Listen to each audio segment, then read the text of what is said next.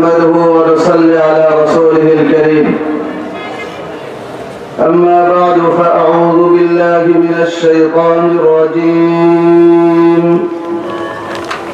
بسم الله الرحمن الرحيم. إنا عرضنا الأمانة على السماوات والأرض والجبال فأبين أن يحملنها وأشفقن منها وحملها الإنسان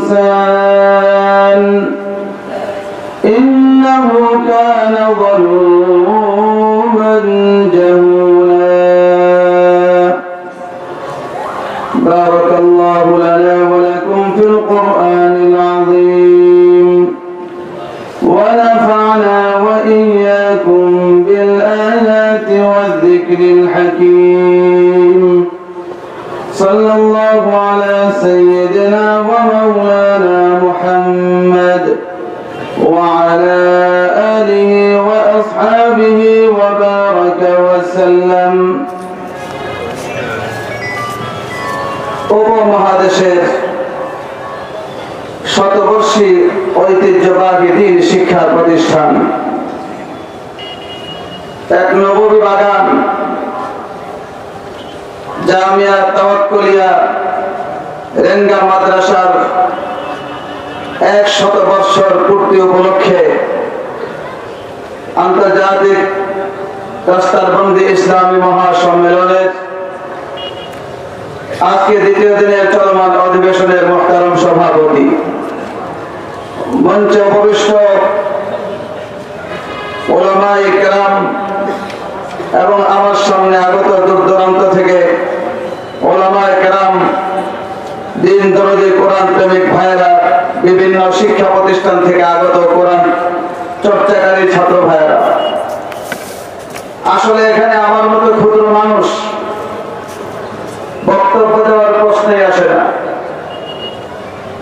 এসেছি বরকত নেওয়ার জন্য, এটাই বাস্তবতা। আল্লাহ নবী সাল্লাল্লাহু আলাইহি ওয়াসাল্লাম বলেছেন, আল বারাকাতু মা আকাবিরিকুম। আকাবির উলামায়ে হযরতগণ এসেছেন, তাদের চেহারা দেখব, এখান থেকে বরকত নেব, এটাই উদ্দেশ্য।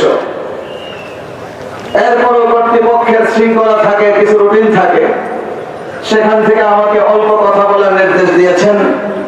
তাদের নির্দেশ পালনের জন্য দুই একটি কথা বলবো। মুহতারাম হাজিরিন, এতগুলো মানুষ আমরা এখানে একত্রিত হয়েছি রব্বুল আলামিনের পক্ষ থেকে দেওয়া মহাগ্রন্থ আল কোরআনের নিসবতে। এই পবিত্র কোরআন, যে কোরআন আমাদের এই মাদ্রাসাগুলোতে শিক্ষা দেওয়া হয়, এবং আমরা জানি যার স্মৃতিতে জড়িত এই মাদ্রাসা, হযরত শেখ রেঙ্গা রাহমাতুল্লাহ আলাইহি গোটা জিন্দেগি কোরআনের খেদমত করেছেন।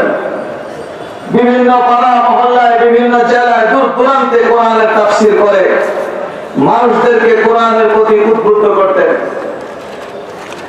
মুহতারাম হাজিরিন, এই কোরআন রব্বুল আলামিন আমাদেরকে দেওয়ার আগে, মানুষদেরকে দেওয়ার আগে রব্বুল আলামিন আসমানকে দিয়েছিলেন, পর্বতমালাকে দিয়েছিলেন, জমিনের সামনে পেশ করেছিলেন। আসমান, জমিন, পাহাড়, পর্বত এই কোরআনকে বহন করতে সাহস করে নাই। আল্লাহ যখন মানুষকে জিজ্ঞেস করেছেন, মানুষ রব্বুল আলামিনের কাছে পাল্টা কোনো প্রশ্নই করে নাই। আল্লাহ প্রস্তাব করার সাথে সাথে মানুষের পক্ষ থেকে জবাব আসলো, রব্বুল আলামিন আপনি কোরআন দিলেন, আমরা বহন করলাম। যে কোরআন আসমান, জমিন, পর্বতমালা নেই, ক্ষুদ্র 3.5 হাত দেহের ক্ষুদ্র মানুষ বহন করলো। রব্বুল আলামিন পবিত্র কোরআনের আয়াতে মারহাবা বলেন নেই। কোরআন বহন করার কারণে আল্লাহ আমাদেরকে জালেম বলেছেন, মূর্খ বলেছেন। কারণ রব্বুল আলামিন আলিমুল গায়ব, আল্লাহর জানা আছে এই পৃথিবীতে কোরআন হেফাজত করা খুব সহজ হবে না।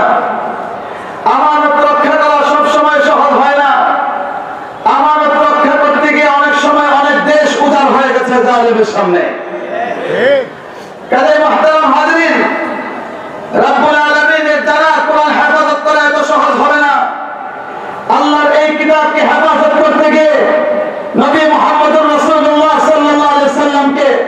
পাগল বলে গালি শুনতে হয়েছে। এই কোরআনের হেফাজতের জন্য রহমত